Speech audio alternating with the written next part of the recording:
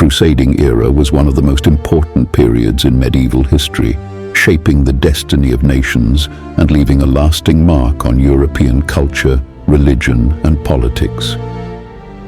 In this turbulent world of knights and sultans, siege engines and sacred relics, one figure stands apart. A boy who would grow into a king, whose body was crippled by disease but whose will was unbreakable. Baldwin IV, remembered as the Leper King. Baldwin was born in 1161 in Jerusalem to Prince Amalric, the future king of Jerusalem, and Agnes of Courtenay. The Crusader states at that time were fragile enclaves of Christianity carved into the Levant after the First Crusade. The Kingdom of Jerusalem, with the Holy City at its heart, was the jewel and the target of Christian power in the East. It was surrounded by powerful Muslim states, and every year the threat of invasion loomed larger.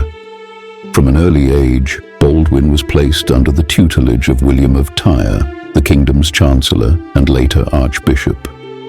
William was not only a skilled scholar but also a careful observer, and it is thanks to his writings that we know so much about Baldwin's youth. One day, when Baldwin was playing with other boys, William noticed something strange.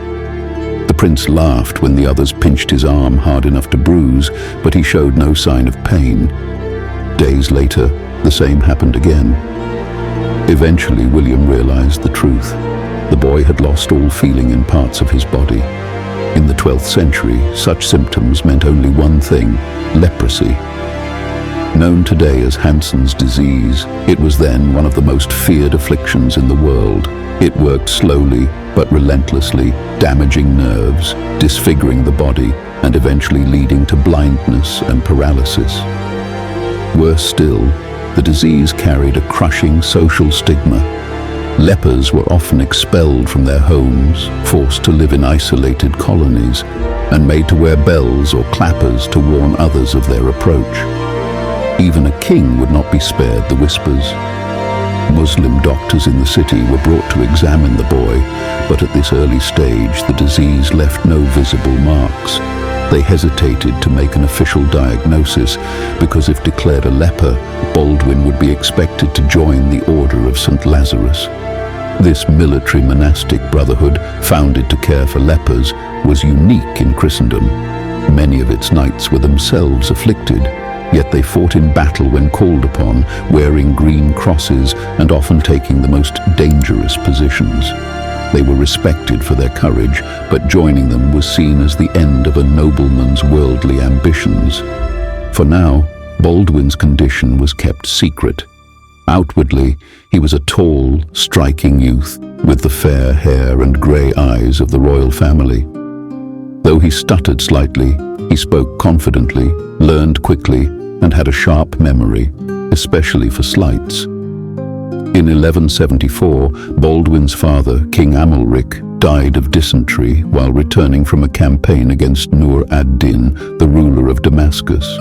Baldwin was only 13. Too young to govern alone, he was crowned under the regency of Count Raymond III of Tripoli, a cautious and experienced statesman who tried to hold the kingdom together in the face of constant threats. When Baldwin turned 15 in 1176, he assumed the full powers of kingship. The court knew his illness meant he might not reign for long, and his inability to produce heirs was almost certain. Succession became a central concern. His sister Sibylla was married to Guy of Lusignan, a French knight whose charm masked a dangerous lack of political and military skill. Baldwin hoped that alliances through marriage might draw reinforcements from Europe, but the feudal rivalries of the West made such hopes uncertain. The kingdom's greatest threat was now Saladin, the Sultan of Egypt and Syria. A man of formidable ambition and tactical genius, Saladin sought to unite the Muslim world under his leadership and drive the Crusaders into the sea. In 1177, Saladin marched out of Egypt with a vast army, perhaps 25,000 strong, aiming to take Jerusalem itself. Baldwin, though just 16 and already suffering the early effects of leprosy, refused to hide behind the city walls. Gathering about 500 knights and a few thousand infantry, alongside the elite Knights Templar, he set out to intercept Saladin. At first, Saladin bypassed Baldwin, believing the small force too insignificant to challenge him. But Baldwin seized the moment. On November 25th, near the hill of Montgisard, the king ordered a sudden attack. The shock was devastating. The Crusaders crashed into Saladin's army with the force of a hammer blow, scattering his troops. Chroniclers say Baldwin himself, clad in shining mail, was a rallying point for his men, though by then his hands could barely grip the reins. The rout was complete. Only a fraction of Saladin's forces made it back to Egypt. This victory became legendary, but it came at a cost. The strain of campaigning worsened Baldwin's illness.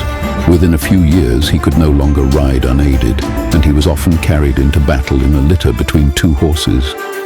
Eventually, blindness claimed his sight.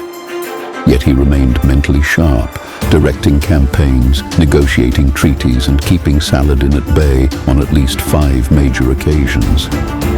As Baldwin's health declined, factionalism tore through the court. Many distrusted Guy of Lusignan's leadership. In 1183, with Saladin again threatening the kingdom, Baldwin reassumed command, personally leading his troops despite his worsening condition.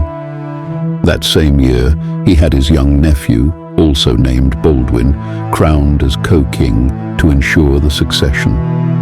By early 1185, Baldwin IV was near death. His body was crippled, his face scarred, and his sight gone, but he continued to govern until the very end. On March 16th, at the age of just 23, the Leper king passed away. He was laid to rest in the Church of the Holy Sepulchre beside his father. His death marked the beginning of the end for the Kingdom of Jerusalem. Within 2 years, poor leadership and infighting led to disaster at the Battle of Hattin in 1187, where Saladin's forces annihilated the Crusader army and captured Jerusalem. Baldwin IV remains one of the most remarkable monarchs of the medieval world. In an age when leprosy was a sentence of isolation and disgrace, he defied expectations and ruled with courage, intelligence, and an unwavering sense of duty. Against all odds, he preserved his kingdom for over a decade, outmaneuvering one of history's greatest military leaders. Friend and foe alike respected him, a king whose body was broken, but whose spirit was unyielding. Before leaving the video, make sure to subscribe to our YouTube channel for more untold stories, epic battles, and unforgettable figures from history.